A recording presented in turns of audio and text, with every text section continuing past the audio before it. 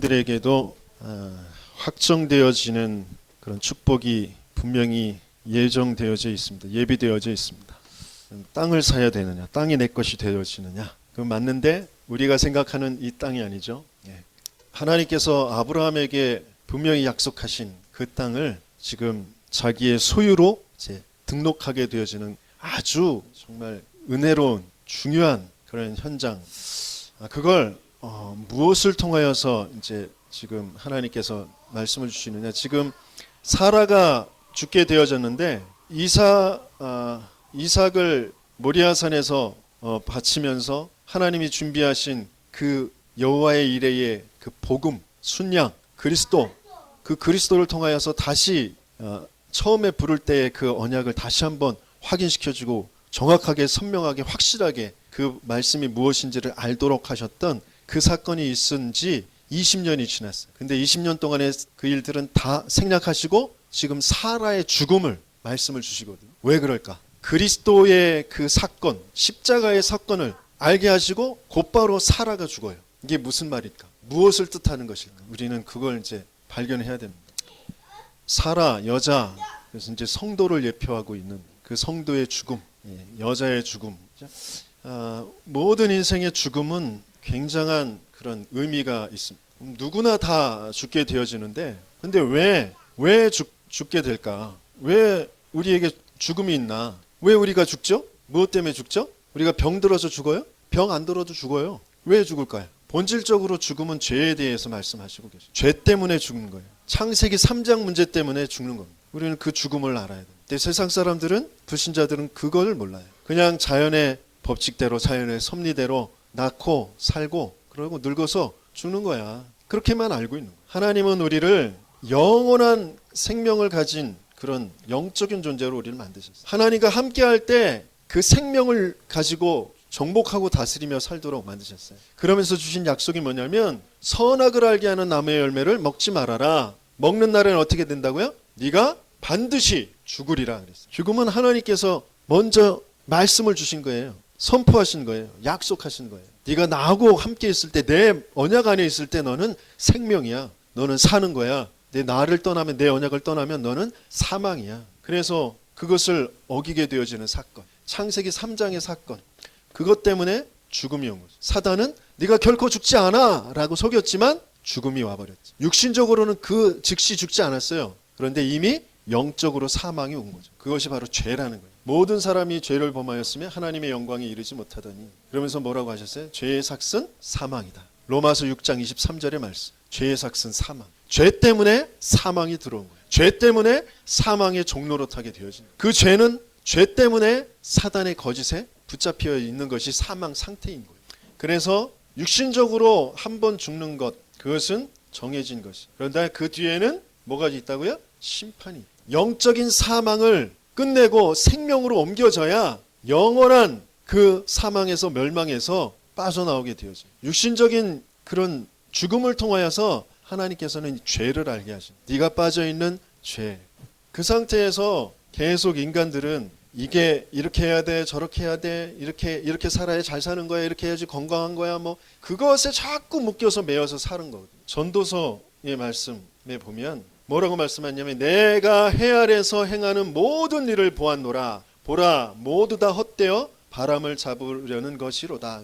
헛되고 헛되니 모든 것이 헛될 뿐이다. 그걸 전도서를 쓴 사람이 누구예요? 솔로몬 왕. 가장 지혜로운 왕, 가장 부와 명예를 가장 많이 가지고 있었던 왕. 그 부와 명예를 만들고 지키고 많은 나라에 펼치기 위해서 처첩 후궁을 1000명 이상 들여서 1000지역, 1000나라 이상 관계를 맺었다라는 거잖아요. 그죠? 그만큼 영향력을 끼쳤던 사람이에요. 어마어마한 지혜를, 세계의 많은 왕들이 와서 그 지혜를 듣고자 줄을 서 있었던 그런 왕이. 그 왕이 말하는 게 뭐냐면, 내가 해라서 행하는 모든 일을 내가 보았는데 그게 다 헛되다. 그렇게 표현했어요. 내가 똑똑하려고, 내가 건강하려고, 내가 능력이 있으려고, 내가 뭐 많은 내가 하는 그 모든 행위가 다 헛되다. 그게 뭐 때문에? 죄 때문에 오는 죽음. 그래서 죽음은, 하나님은 그것을 가지고 뭘 발견하게 하시려고 하시냐면, 참 생명을 발견하게 하시려고 합니다. 에베소서 2장 1절의 말씀에 보면 그는 허물과 죄로 죽었던 너희를 살리셨으니 그랬어요. 그가 누굴까요? 그가 로마서 6장 23절 그 하반절에도 뭐라고 되어 있냐면 죄의 삭은 사망이요 하나님의 은사는 그리스도 예수 우리 주 안에 있는 영생이니 그랬어요. 죽음이라는 것을 통하여서 죄를 통하여서 그 죄에서 빠져나오게 하신 그 하나님의 사랑과 하나님의 그 참 생명을 우리에게 알게 하시려고 하시는 거예요. 그래서 죽음은 너무너무 중요한 거예요.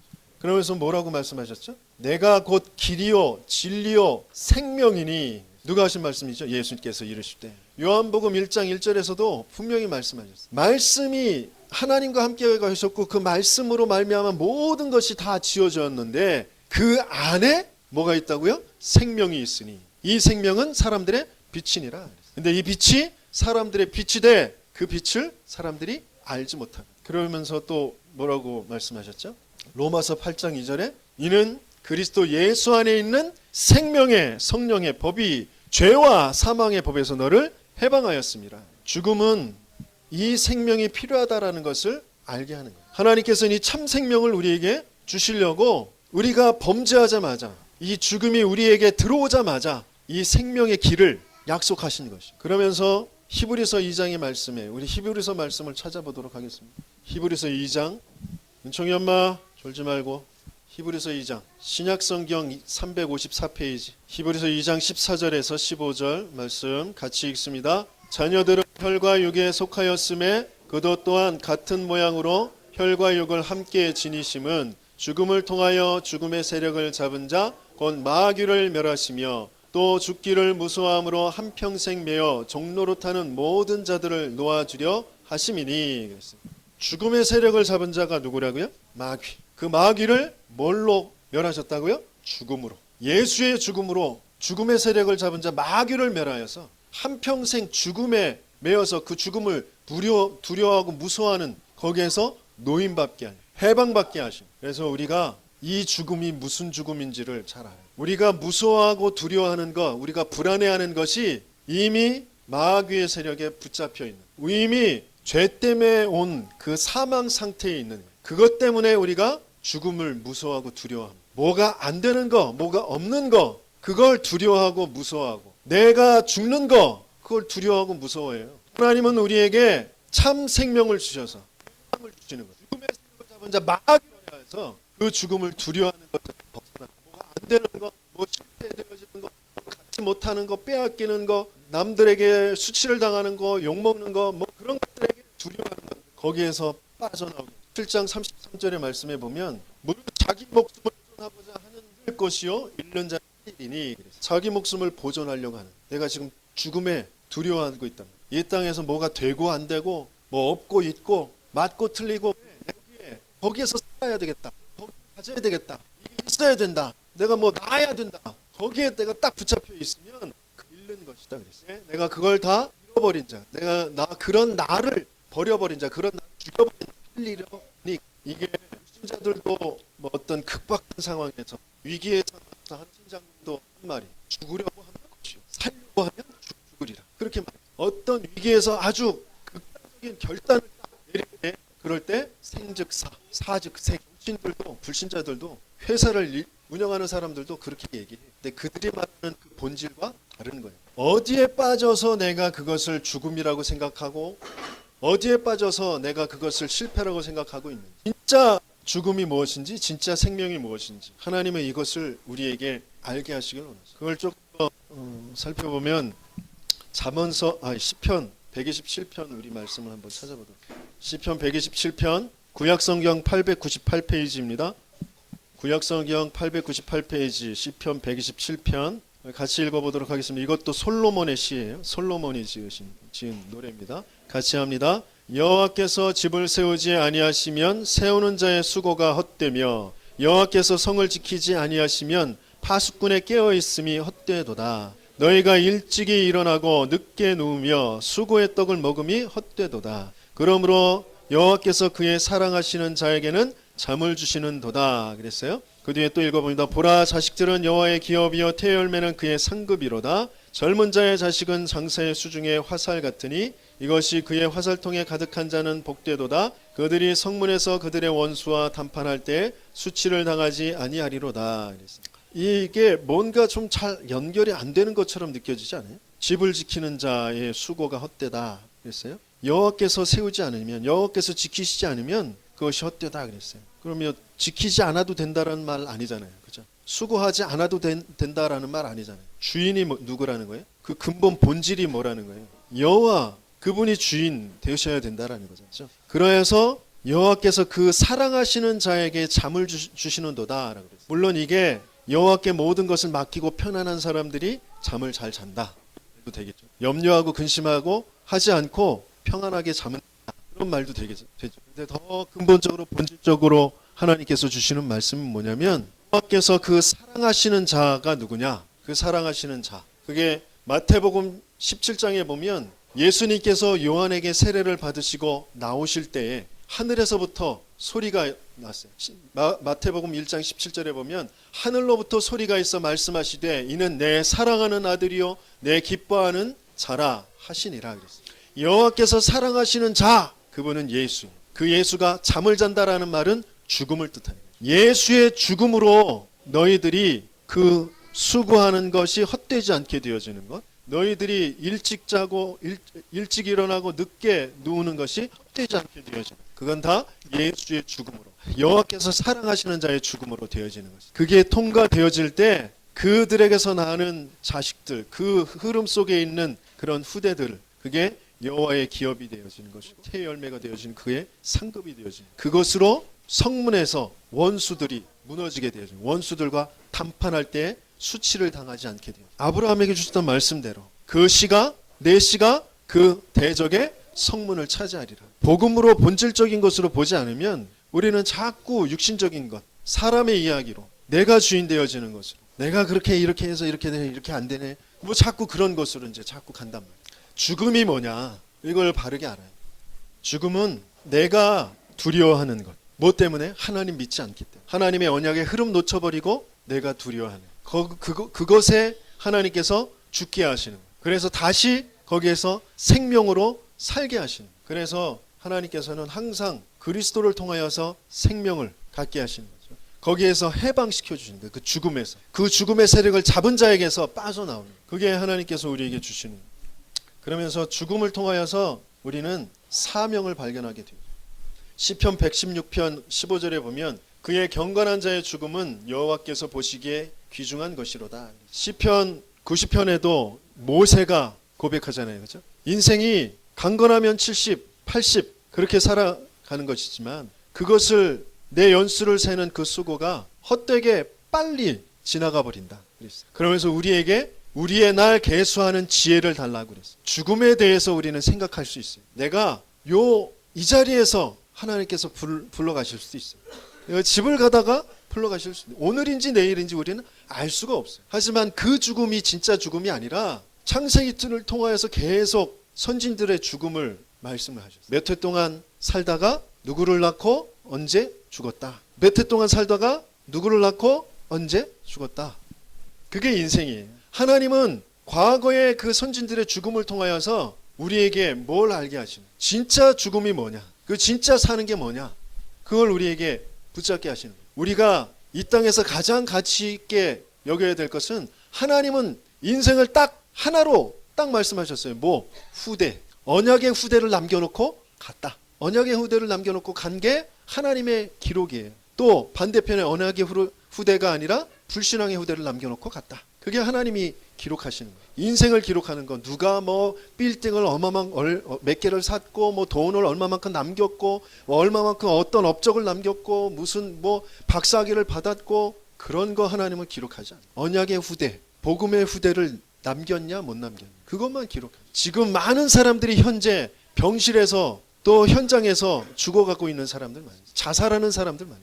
지금 이 순간에도 어디에선가 지금 죽고 있겠죠. 근데 그 죽음 속에서 우리가 발견해 찾아야 될 죽음이 뭐예요? 육신적인 죽음이 아니라 영원한 죽음, 영적인 사망, 거기에서 그들을 건져내야 되는, 그게 우리의 사명이 되어져. 지금 내가 그랬던 것처럼 나도 모르게 진짜 죽음이 뭔지를 놓쳐버리고 가짜 그 죽음 앞에 자꾸 매여서 거기에 종노릇하면서 살았던 내 삶을 돌아보며 내가 남겨야 될 게 뭐냐면, 가난이라는 것에, 질병이라는 것에, 뭔가 무능이라는 것에 자꾸 매여서 거기에서 종노릇하면서 산단 말이에요. 하나님은 이미 완전하고 영원한 생명과 해방과 승리를 내게 주셨는데 그건 도무지 누리지도 못하고 거기에 증인되어지지도 못하고 그걸 후대들에게 남겨주지 못하고 매여서 사는 것만 내게 남겨준단 말이에요. 그게 나의 사명으로 자리, 나의 한으로 자리. 분명히 미래 완전하고 영원한 예수님께서, 그리스도께서 재림하시는 날이 옵니다. 이 세상이 뭐 어떻게 발전을 타임머신을 만들든 뭘 어떻게 하든 반드시 그리스도는 재림하게 돼 있어요. 그 미래를 두고 내가 무엇을 남겨놓고 가야 돼, 무엇을 하다가 가야 되는. 그래서 내가 기도해야 될 것, 내가 반드시 내가 이 부분을 남길 수 있도록 하나님 내게 힘을 더하여 달라. 내 육신적인 죽음, 내가 하나님께서 주신 이 사명 감당하다가 그 현장에서 또 그것을 함께 또 이어받을 후대들 앞에서, 내 제자 앞에서 죽음을 맞이할 수 있게 해달라. 그걸 마지막에 내가 또 후대들에게 유언으로 남겨주며 죽음을 맞이할 수 있게 해달라. 우리는 그 기도가 되어져. 성경에 여자의 죽음에 대해서 이렇게 나이도 기록되어져 있는 그런 대목은 없어요. 이때가 유일함. 사라의 죽음. 127세에 죽게 되어져. 이 사라의 죽음 굉장한 그 의미가 담겨져 있어요. 지금 번호가 좀 틀렸어요. 사라의 죽음. 굉장한 의미가 담겨져 있는데 이 사라는 뭐 특별한 뭐 그런 사람이 아니라 하나님께서, 그렇죠? 언약의 흐름 속에서 하나님이 택한 사람, 언약의 흐름 속에 하나님이 택함 받은 여자예요. 그래서 창세기 17장 15절에서 16절에 보면 그 이름을 사레였다가 사라로 바꿔주시죠. 창세기로 다시 돌아와 보면 졸지 마시고 재미없어도 집중해서 들으세요. 여러분들이 사는 길이 말씀 속에 있으니까. 창세기 17장 15절 16절 같이 읽습니다. 하나님이 또 아브라함에게 이르시되 네 아내 사레는 이름을 사레라 하지 말고 사라라 하라. 내가 그에게 복을 주어 그가 네 아들을 낳아주게 하며 내가 그에게 복을 주어 그를 여러 민족의 어머니가 되게 하리니 민족의 여러 왕이 그에게서 나리라 그랬어요. 공주, 왕비, 존귀한 여자가 아니라 여러 민족의 어머니가 되게 하리. 민족의 여러 왕이 그에게서 나게 될 것이다. 하나님이 일방적으로 택하셔서 하나님께서 언약을 주시고 그 언약 속에서 복을 누리게 하셨어요. 그러면서 이 사라는 언약의 성취의 그 모델, 그 증거를 가진 여자예요. 갈라디아서 우리 말씀을 찾아보겠습니다. 갈라디아서 4장 21절에서 26절까지. 전에 봤던 대목인데 다시 한번 확인해 보도록 하겠습니다. 신약성경 307페이지. 갈라디아서 4장 21절에서 26절까지 우리 같이 읽겠습니다. 내게 말하라. 율법 아래 있고자 하는 자들아, 율법을 듣지 못하였느냐? 기록된 바 아브라함에게 두 아들이 있으니 하나는 여종에게서 하나는 자유 있는 여자에게서 났다 하였으며 여종에게서는 육체를 따라 났고 자유 있는 여자에게서는 약속으로 말미암았느니라. 이것은 비유니 이 여자들은 두 언약이라. 하나는 시내 산으로부터 종을 낳은 자니 곧 하갈이라. 이 하갈은 아라비아에 있는 시내 산으로서 지금 있는 예루살렘과 같은 것이니 그가 그 자녀들과 더불어 종노릇하고 오직 위에 있는 예루살렘은 자유자니 곧 우리 어머니라 그랬어요. 이 사라가 가장 중요한 그 언약의 성취의 모델, 그 증거로 지금 기록하고 있습니다. 자유 있는 여자, 그러면서 약속으로 말미암아 자녀를 낳는 어머니다. 그래서 위에 있는 예루살렘, 지금 땅에 지금 있는 율법 행위 중심으로 구원받겠다라고 하는 지금 그 예루살렘이 아니라 위에 있는 예루살렘. 위에 있는 예루살렘은 뭐예요? 하나님의 언약의 성취, 그리스도로 성취되어질 그 완성된 언약, 하나님의 나라, 그게 위에 있는 예루살렘. 그게 사라, 이렇게 표현하고 있어요. 어마어마한 비밀 축복이죠. 그걸 이 땅에서 말하면 무형의 교회를 말합니다. 그 사라의 죽음을 지금 하나님께서 말씀을 주시죠. 저와 여러분들이 하나님의 은혜로 언약의 흐름 속에 택함 받은 자, 하나님께서 저와 여러분들을 통하여서 너희들의 열심으로, 너희들의 몸부림으로 너희들이 살아가는 게 아니야, 행복해지는 게 아니야, 구원받는 게 아니야, 영원한 생명을 갖는 게 아니야. 그리스도가 다 완성하는 거야. 그리스도의 그 약속을 받은 자들이 그 약속을 또 넘겨줌으로 그 교회가 완성되어져 가는 거야. 그게 저와 여러분들에게 하나님 주신 사라와 동일한 그런 축복이고 은혜고 그렇습니다. 그러면서 이 사라의 매장지, 이 사라를 묻을 그 땅을 이제 아브라함이 찾으러 갑니다. 이미 하나님께서 약속하신 곳에, 거기에서 그 매장지를 이제 완전히 자기 것으로 만들려고 합니다. 그래서 이 사라가 묻힐 그 땅은 언약의 사람이 죽어서 묻히는 땅, 그것이죠, 그죠? 언약의 사람이 죽어서 묻히는 땅, 그것이 매장지. 그러면서 대대 후손에게 언약을 전달하며 실제적으로 간직하게 하고 기다리게 할 그 땅이, 이 땅이. 그래서 이 사라가 묻히는 그곳에 이제 아브라함도 묻히고요, 이삭과 리브가도 묻히고요, 그리고 야곱과 레아도 같이 묻히게 돼요. 그리고 그 땅은 이미 그 완전한 생명을 주실 그 메시아가 오실 땅이라고 아브라함에게 가라고 하신 그 땅이랍니다. 물론 성전이 세워질 땅은 약 한 30km 떨어진 곳에 이제 세워지게 되어지는데 전체가 그 가나안 땅이란 말이에요. 그리고 특별히 이 사라가 묻힐 이 땅에 나중에 다윗 왕궁이 세워져서 첫 번째 수도가 되어지는 땅이에요. 다윗 왕궁, 하나님의 나라의 가장 첫 번째 시발점의 모델 되어지는 그 왕궁, 그 왕궁이 세워질 땅이 바로 이 사라가 매장되어져요. 그게 나와 무슨 상관이 있어요? 나는 내가 묻힐 땅 한 평도 없는데. 예? 여러분들 눈동자가 다 그런 것 같아요. 근데 이 매장지는 굉장히 영적으로 굉장한 중요한 의미를 가지고 있어요. 하나님은 이미 이 땅을 약속하셨고, 그리고 지금 실제로 갖게 하시는 그런 중요한 장면입니다. 그래서 이 땅은 우리가 알고 있는, 우리가 이제 발 딛고 서 있고 우리가 또 뭐 죽어서 묻히고 그 땅뿐만이 아니라 더 중요한 것은 이 땅은 언약을 실제화하는 곳, 그게 땅이에요. 그리고 그 언약을 실제화하고 그 삶과 연결시키는 그런 곳이 바로 그 땅이에요. 또 그것을 후대들에게 전달해 줄 곳, 그것이 바로 그 땅입니다. 너무너무 중요합니다. 내가 죽을 곳, 내가 죽어서 묻힐 곳, 거기는 언약이 실제화되는 곳. 육신적인 그 죽음만 말하는 것이 아니라 내가 죽어져야 될, 내가 사단의 거짓말에 빠져서, 죄에 빠져서 죽음을 무서워해서 두려워하고 있는 그곳, 실패라는 곳, 부정당하는 곳, 뭔가 빼앗기는 곳, 내가 자꾸 약해지는 그곳, 그곳이 내가 죽을 곳, 내가 묻힐 곳이, 그곳이 그리스도가 실제화되어질 곳, 메시아가 오실 땅이란 말이에요. 거기 내가 병들어 있는, 거기에 병이라는 것에 묶여 있는 그 마음과 생각이 이미 죽어 있는 거예요. 거기가 바로 메시아가 오실 땅이란 말이에요. 거기가 그리스도가 성취되어질 땅이란 말이에요. 내가 묻혀버릴 땅, 육신적으로 내가 거기에 묻혀버려야 돼요. 내가 병에 묶여있는 내가 묻혀버려야 되는 거예요. 가난이라는 것에 내가 그것을 막 원망하고 낙심하고 막 몸부림치고 있는 것이 내가 가난에 묶여서 죽어 있는 거예요. 그 죽음을 묻어버리고 거기에 메시아가, 그리스도가 성취되어져야 돼요. 메시아가 오셔야 된단 말이에요. 뭔가 인간관계에 편안하지 않아, 갈등이 와, 내가 사랑받지 못하고 인정받지 못해 라는 것에 내가 그것에 묶여있는, 내가 거기에 죽어있는 그 죽음으로 완전히 끝내고 거기에 메시아가 오셔야 된다. 그리스도가 오셔야 된단 말이에요. 그 매장지. 그게 언약이 실제화되어지는 곳이란 말이에요. 그게 내 삶에 언약을 연결시키는 곳이 되어지는, 그 자리가 이제 후대들에게 언약을 보이는 증거가 되어질, 기념비가 되어질 곳이란 말이에요. 그래서 무능, 가난, 질병 이런 것은 굉장히 중요한 곳이에요. 내가 죽어져야 될 곳, 메시아가 오실 곳, 그래서 내게 참 생명을 주실 것, 내가 거기에 사명을 발견하게 되어질 것. 그래서 제목을 보면 처음에 제목을 보면 좀 의아할 수도 있잖아요, 그죠? 땅을 사야 한다, 부동산 투자를 해야 된다는 말이냐.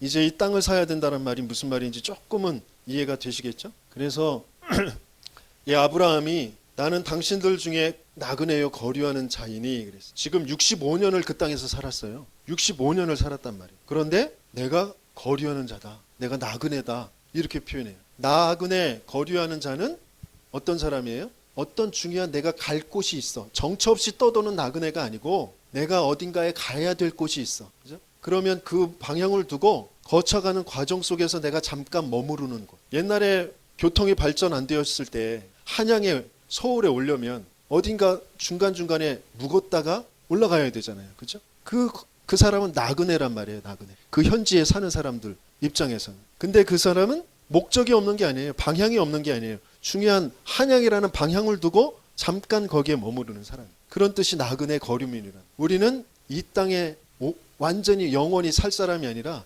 방향을 두고 있어요. 하나님 나라의 방향을 두고 목적을 두고 잠깐 머물렀다 가는 거예요. 그걸 아브라함이 지금 신앙을 고백하고 있는 거예요. 오히려 그 땅에 그 지역의 땅을 살려면 내가 여기 오래도록 살면서 내가 이런 일도 하고 저런 일도 하고 내가 그래 당신들하고 동질감이 있게 그렇게 표현을 해야 되잖아요. 난 이 땅 사람이야. 그래야 되잖아요. 그렇죠? 그런데 그렇지 않아요. 반대로 얘기. 나는 나그네요 거류민이다.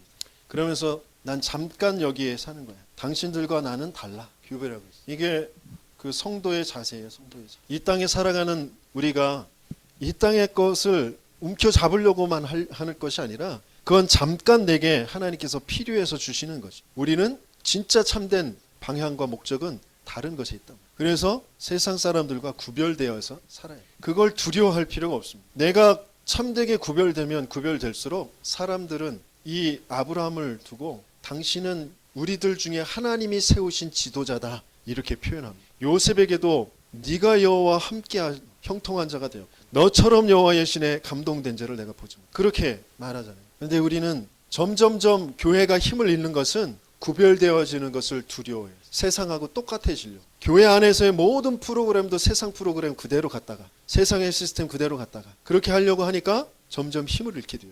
세상에는 여러 가지 그런 시스템들이 나름대로 돌아가는 시스템들이 있지만 교회는 그런 시스템과 다르다. 그러면서 뭐라고 얘기했냐면 내게 소유주를 주어 내게 매장할 소유주를 달라. 매장할 소유주를 달라고 했어요. 매장할 땅을 달라는 것은 그냥 그 매장 내가 이 살아 한 몸 매장할 곳 그 땅을 그냥 좀 달라고 한 것이 아니에요.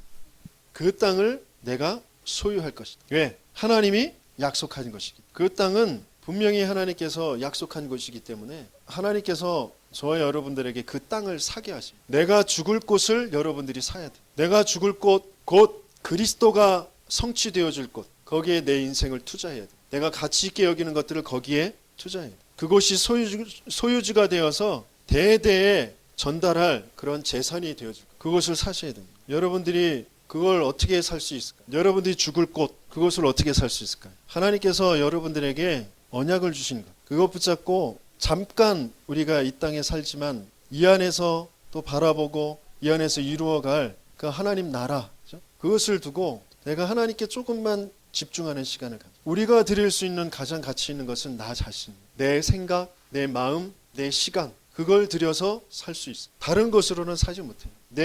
내가 실패되어질 것, 내 무능, 내 질병, 내 죽음, 그 모든 것들을 내가 무엇으로 살 수 있느냐? 이것으로만 살 수 있어. 그래서 예배가 모든 것이라.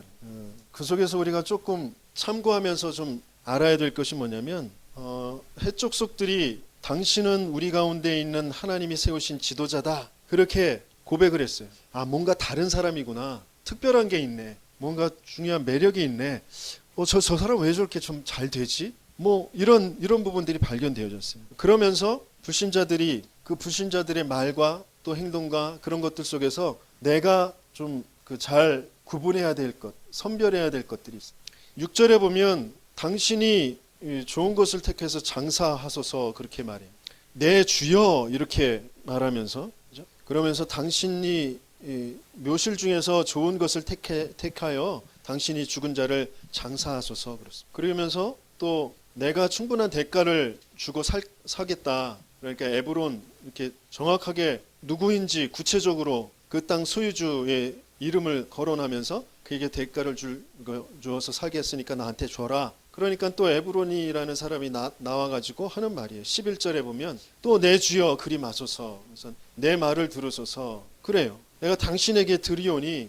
근데 그게 굉장히 예의 바르게 그 사람을 존경하면서 그 사람을 위해서 이렇게 주려고 하는 것처럼 보이지만 완전한 소유로 주게 되어지는 것이 아니라 내 소유를 내 마음, 내게 있는 것을 당신이 마음껏 써도 좋습니다라는 뜻이에요. 당신이 마음껏 사용하세요. 그냥 여기 있는 거. 근데 그러면 우리 같은 경우에는 그래? 좋지, 고맙지. 그러면서 거기에 아마 매장지를 삼을 거예요. 근데 나의 소유가 아니에요. 하나님이 내게 주신 것이 아니에요. 어느 상황에 어떻게 상황이 벌어지면 그곳을 비워줘야 돼. 내줘야 돼. 다시. 그 사람들은 지금 넙죽 엎드려서 존경하는 마음으로 표현하지만 우리는 그걸 잘 구분해야 돼요. 하나님의 언약 속에 있는 것인지 그렇지 않은 것이. 내게 좋은 것, 내 유익이 되어지는 것이라고 해서 그걸 무조건 받아들여서는 안 돼. 불신자들이 이렇게도 해보다 저렇게 해보다 이렇게 하면 잘 될 거야, 저렇게 하면 잘 될 거야. 넌 이거 이런 부분이 훌륭하니까 이런 부분에서 이렇게 우리가 같이 하자. 뭐 이런 제의들 많이 들어올 거야. 하지만 그걸 무조건 붙잡아서는 안 돼. 진짜 하나님이 내게 주시려고 하시는 그걸 찾아야 된다. 세상엔 공짜가 없어요. 잠깐 임시 방편으로 빠르게 해결되어지는 것 같이 그 잠깐의 쾌락을 가지고 나를 자꾸 끌고 가는 세상 사람들의 배후에는 사단이라는 존재가 있다는 걸 우리는 염두에 둬요. 그 사람, 세상 사람들은 자기들도 모르게 자기들은 잘하는 것으로 알고 유익을 주는 것처럼 알고 그렇게 한단 말이에요. 하지만 하나님의 언약과 반대되어진 그런 것들이 너무너무 많아요. 세상엔 공짜가 없어요. 우리가 사용하는 그 많은 것들 중에 우리 아이들이 가장 좋아하는 그 공짜인 것이라고 알고 있는 것이 뭐예요? 무선 인터넷 신호, 와이파이, 공짜. 어디든지 와이파이 터지는 곳에 가가지고 와이파이 연결해서 스마트폰 가지고 게임도 하고 SNS도 하고 동영상도 보고 그러잖아요. 근데 그게 공짜인가요? 와이파이 그 연결한 사람도 돈을 내는 것이고요. 또 더 중요한 건 와이파이 쓰고 있는 그 사람의 시간과 영적인 부분들을 다 소멸시키고 있는, 지금 사용하고 있는, 공짜가 아니에요. 그 시간 내가 마음대로 뭐 패매도 하고 뭐 유튜브도 하고 뭐 사진도 올리고 검색도 하고 드라마도 보고 영화도 보고 그 시간이, 그 영적인 상태가 사용되어지고 있는. 세상은 사단은 끊임없이 신자들을 자꾸 유혹해서 끌고 가려고 해요. 좋은 것이라고, 너에게 좋은 것이라고, 너에게 유리한 것이라고 그렇게 얘기하면서 끌고 가려고 합니다. 그러나 우리는 언약 속에 있는 것을 선택하면서 언약의 땅을 소유해야 돼요. 얼마만큼 이 언약의 땅을 이 아브라함이 값을 주느냐면 15절에 보면 은 400세겔을 줬다고 나오거든요. 은 400세겔이라는 그 돈은 어마어마한 돈이에요. 나중에 다윗이 오르난의 타작마당을 50세겔에 사거든요. 은 50세겔에. 그게 은 50세겔에 산 땅이 1,500평이에요. 그런데 지금 400세겔을 주면서 산 땅이 한 2,000평 정도 되려나? 그래요. 그러니까 얼마나 더 많이 줬냐? 100배 이상을 더 많이 값을 지불하고 그 땅을 샀어요. 모르면서 산 게 아니에요. 알면서 샀어요. 이 에브론이라는 사람은, 이 족속은 아브라함이 사지 않기를 바라면서 어마어마한 100배나 되는 그 돈을 샀어요. 그런데 아브라함은 깎지도 않고 흥정도 안 하고 곧바로 그 값을 다 충분히 다 줘버리고 샀어요. 나중에 다른 말 듣지 않기 위해서. 내가 정말 투자하고 내가 정말 가져야 될 것이 무엇이, 내가 굳이 사야만 하는지. 하나님의 약속의 땅이기 때문에 이 아브라함은 사야만 합니다. 그것을 어떤 값을 지불하더라도 반드시 내 것으로 만들어서 내 후대에게 그걸 남겨줘야 되겠다. 전달해야 되겠다. 내 가난이라는 그 땅을, 내 무능이라는 그 땅을, 질병이라는 그 땅을, 실패라는 그 땅을, 상처라는 그 땅을 어떤 값을 지불해서라도 그곳에 메시아가 오늘 그 땅으로, 언약의 땅으로 만들어서 후대들에게 넘겨줘야 돼요. 그 값을 지불하는 건 뭐예요? 예배밖에 없어요. 거기에 말씀을 심고 기도를 심는 것밖에 없어요. 그것으로만 그걸 살 수 있게 돼요. 전도자의 삶으로만 그 땅을 살 수 있게 돼요. 그래서 로마서 12장의 말씀엔 너희 몸을 거룩한 산 제물로 드려라. 산 제물. 살아있는데 죽어야 된다는 거죠. 그게 영적 예배입니다. 내가 무엇에 매여서 자꾸 두려워하고 고통하고 있는, 거길 내가 완전히 매장지로 삼아요. 내가 죽어버리는 그 땅으로 삼고 거기에 메시아가 오실 언약을 붙잡아. 메시아 그리스도가 성취되어지도록. 그래서 그게 우리가 드릴 영적 예배. 정말 말씀에, 기도에 집중하시면서 내 후대들에게, 자들에게 남겨줄 땅으로 삼는 거예요. 실패가 자랑거리가 되어져. 내 무능이 자랑거리가 되어져. 내 가난이, 질병이 자랑거리가 되어져. 그런 응답을 받는